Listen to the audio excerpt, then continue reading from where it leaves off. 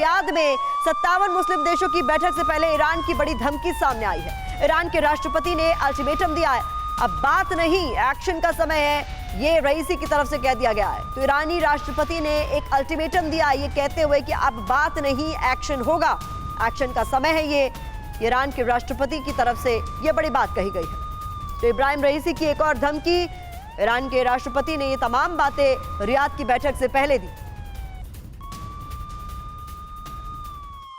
और इधर वॉर के बीच ईरान के सुप्रीम लीडर की सीक्रेट मीटिंग को लेकर भी खबर सामने आ रही है। बता दें, खामनेई ने समर्थक देशों के साथ मीटिंग की है।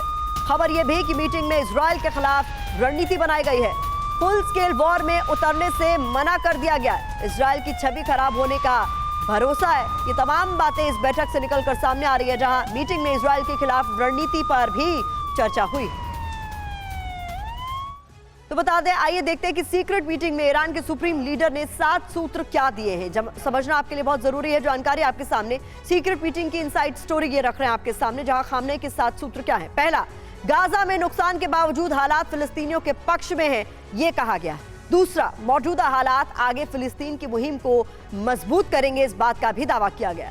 खुद की करतूतों से इजराइल अपनी विश्वसनीयता खो रहा है, ये तीसरी बड़ी बात जो इस बैठक से निकलकर सामने आई। अंतर्राष्ट्रीय समुदाय लंबे समय तक इजराइल का साथ नहीं देगा, ये एक और बात।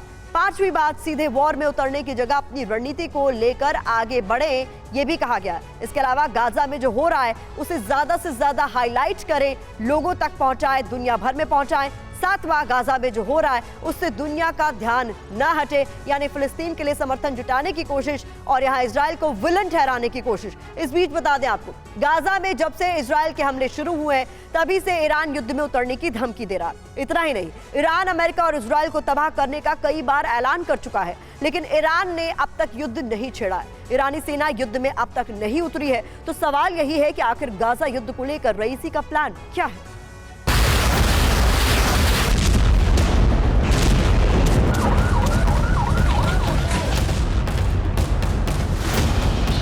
एक तरफ गाजा में महाविध्वंस हो रहा है, तो दूसरी तरफ अमेरिकी बेस पर हर रोज विस्फोट हो रहा है।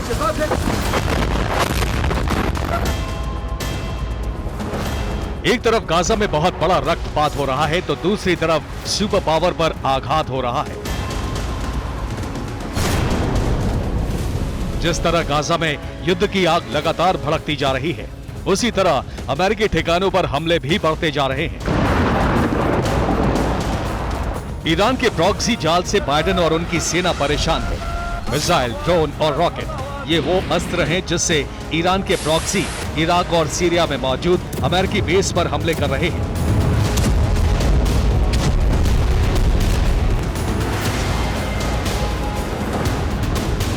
पिछले 24 घंटे में फिर से अमेरिकी बेस पर एक के बाद एक कई हमले हुए।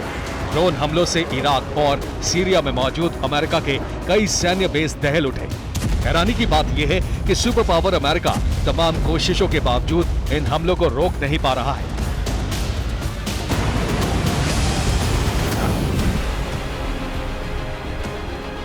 बीती रात इराक के अल हरीर और सीरिया के एन अल असद बेस पर फिर हमले हुए।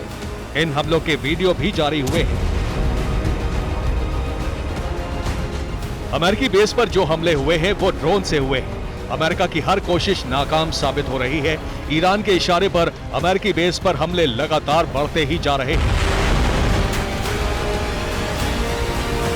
इन हमलों में न सिर्फ अमेरिकी सैनिक मारे जा रहे हैं, बल्कि अमेरिका के हथियार भी तबाह हो रहे हैं। पिछले 24 घंटे में अमेरिकी बेस पर जो हमले हुए हैं, उसमें अमेरिका के कई सैनिक मारे गए, कई घायल भी हुए।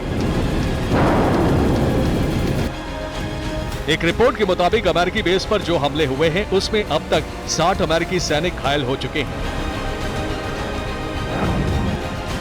अमेरिका ने ईरान से अपील की थी कि वो कट्टरपंथी संगठनों का साथ देना बंद कर दे, लेकिन रईसी और उनकी सेना ने ऐसा करने से साफ मना कर दिया। इसका मतलब यह है कि ईरान इसी तरह से कट्टरपंथी संगठनों को हथियार देता रहेगा। अमेरिकी बेस पर इसी तरह से हमले होते रहेंगे। तो सवाल यही है कि क्या ईरान सीधे तौर पर युद्ध में ना उतरकर अपने प्रॉक्सी के सहारे प्रॉक्सी वॉर लड़ेगा? क्या वो इजराइल और अमेरिका को अपने कट्टरपंथी संगठनों के जरिए ही सबक सिखाना चाहता है? फिलहाल तो यही लग रहा है। ईरान एक महीने से इजराइल और अमेरिका के खिलाफ युद्ध शुरू करने की धमकी दे रहा है, लेकिन उसने अब तक ऐसा नहीं किया है।